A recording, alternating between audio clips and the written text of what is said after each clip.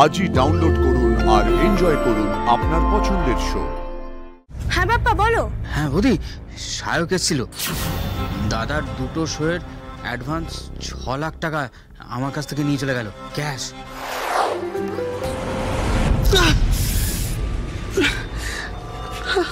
কি হলো রিতম? মাইগ্রেনের ব্যথাটা না আবার আবার আবার শুরু হলো। আমি মাথা টিপে দেবো, বামে না দেবো? না না না, কিছু লাগবে না। আমি একটু ঘুমাই কাকুই। আমি পারছি না, খুব খুব খুব মাথা ব্যথা করছে কাকুই। দাঁড়া এক মিনিট, আস্তে আস্তে আস্তে। এই যে পা দুটো তুলে দাও। শুয়ে পড়ো তুমি আরামসে। কাকুই, আমাদের ফুল সজ্জাটা বোধহয় আমি নষ্ট করে দিলাম, তাই না? আই সরি কাকুই, আই সরি। কি বলছো রিতম? এটার জন্য তো সারা জীবন আছে। তুমি শুয়ে পড়ো, আমি লাইটটা অফ করে দিচ্ছি, কেমন? Thank you.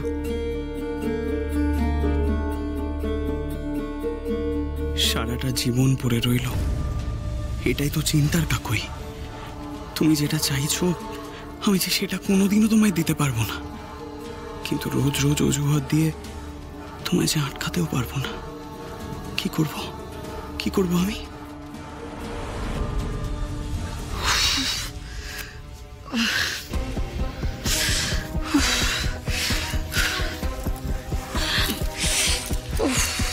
খুব মাথা ব্যথা করছে? খুব। ঠিক আছে দাঁড়াও, আমি মাথা টিপে দিচ্ছি।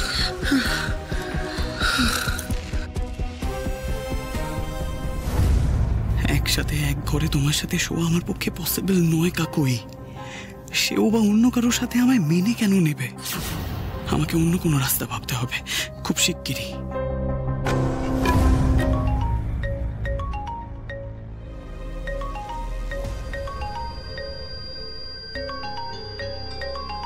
এত রাতে কে ফোন করলো? সুমাইলদা। হ্যাঁ দাদা বলুন। আশি, সরি, অনেক রাত হয়ে গেল ফোনটা করতে। আরে না না না না, ঠিক আছে দাদা, আপনি তো দরকারই ফোন করেছেন। ইভেন আমি ওয়েট করছিলাম আপনার ফোনের জন্য। বলুন। বলছি যে সায়কের আমাদের ব্যাংকে যে অ্যাকাউন্টটা ছিল সেটার ডিটেল তো বার করে নিয়েছি, কিন্তু আরও দুটো অ্যাকাউন্ট আছে ওর, সেটা ডিটেল বার করতে একটু সময় লেগে গেল জাস্ট। ঠিক আছে কোনো ব্যাপার না, কিন্তু সুমাইলদা কিছু পেলেন? হ্যাঁ পেলাম বলতে, দেখো ওর দুটো ব্যাংকের টোটাল 3টে অ্যাকাউন্ট আছে, ঠিক আছে? একটা নিজের নামে আর দুটো বাবার সাথে জয়েন্ট অ্যাকাউন্ট আছে। কিন্তু তুমি যে বলছিলে একটা লাম্পসাম অ্যামাউন্ট ঢোকার কথা, সেটা কিন্তু না, কোনো অ্যাকাউন্টেই ঢোকেনি। মানে অ্যাকাউন্ট ডিসক্রিপেন্সি বলতে যা বোঝায় সেটা কিন্তু নেই 3টে অ্যাকাউন্টই। মানে কোনো থোক টাকা অ্যাকাউন্টে ঢোকেনি কখনো? না না আরশি। তাহলে কোথায় গেল টাকাগুলো? আমার কি মনে হয় জানো তো আরশি, পুরো টাকাটাই তো ক্যাশে নিয়েছে, তাই ট্যাক্স ফাঁকি দেওয়ার জন্য ও কোনো ব্যাংকে রাখেনি টাকাগুলো অন্য কোথাও লুকিয়ে রেখেছে। রাখছি। ব্যাংকে নয়, অন্য কোথাও? 90 লক্ষ টাকা ক্যাশ সায়কটা জমিয়ে রেখেছে, এটা কোথায়? নাকি অন্য কোথাও ইনভেস্ট করে দিয়েছে টাকাগুলো? যেভাবেই হোক এই পুরো ক্যাশটা আমাকে খুঁজে বের করতেই হবে। কি ব্যাপার বলো তো আরশি? হঠাৎ এত রাতে তুমি সুমাইলদার সঙ্গে টাকা পয়সা নিয়ে কথা বলছো? আরশি, তুমি নতুন কোনো বিপদে পড়োনি তো? প্লিজ বলো কি হয়েছে, আমার খুব টেনশন হচ্ছে। কি হয়েছে? তোমাকে আমি ভরসা করতে পারি তো রুদি? দেখো আরশি, তোমাদের বিয়ের সময় আমি একটা মিথ্যে কথা বলেছিলাম ঠিকই, কিন্তু বিশ্বাস করো সেটা তোমাকে আর বাবলুদাকে একসঙ্গে দেখার জন্য আমরা বলেছিলাম। তার বাইরে তোমাকে আঘাত করার কথা আমি ভাবতেও পারি না। প্লিজ আরশি বলো কি হয়েছে? আরে ওরুদি, আমি কেঁচো খুঁড়তে গিয়ে কেউটে বের করে ফেলেছি। মানে কিছু বুঝতে পারছি না, কি হয়েছে? সায়কদা আমার নামে মিথ্যে বলে সুমাইলদার কাছ থেকে টাকা নিয়ে এসেছিল। আমি এবার এই মিথ্যাটা প্রমাণ করব কি করে? ওই জন্য আমি সায়কদার সম্পর্কে খোঁজ খবর নিতে শুরু করি। আর খোঁজ খবর নিতে গিয়ে আমি যা তথ্য পেয়েছি সেটা শুনে তুমিও চমকে যাবে অরুদি। কি কি তথ্য? না তোমাকে সেটা বলবো না অরুদি, যতই হোক তোমার নিজের মাসির ছেলে, তোমার খারাপ লাগবে। সায়ক কতটা ডিসঅনেস্ট সেটা আমি খুব ভালো করেই জানি। তুমি হেজিটেট করো না, তুমি প্লিজ বলো কি নতুন তথ্য তুমি ওর বিষয়ে পেয়েছো। আচ্ছা বেশ বলছি, শোনো।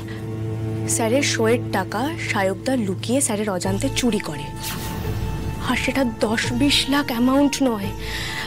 আমার হিসেব যদি ঠিক হয় তাহলে প্রায় 90 লক্ষ টাকা সায়কদা সরিয়ে ফেলেছে।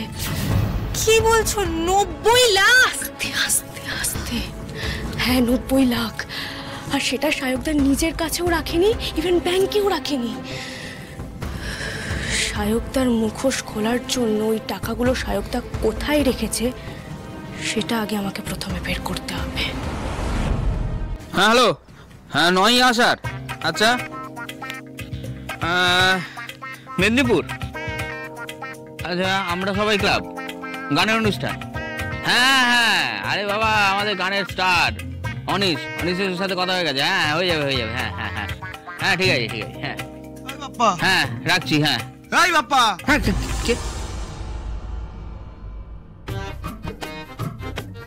এই যে আমরা এখানে যে আলোচনাগুলো করলাম সেটা যদি ঘুণাক্ষরেও বাইরে গেছে, বিশেষ করে সায়কদার কানে যদি যায়, তাহলে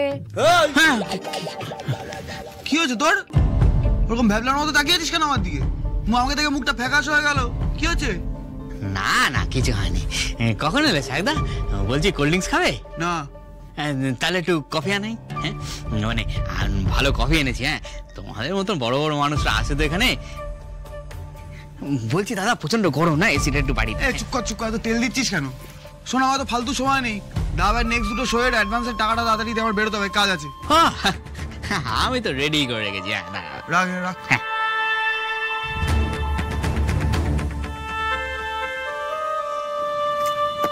এই যে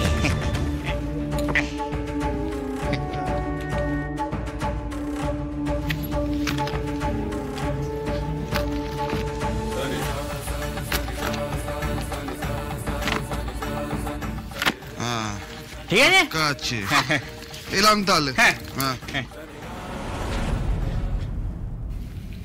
এই আমার বৌদি আরশি, ওর সাথে আলাপ আছে তোর? হ্যাঁ আলাপ?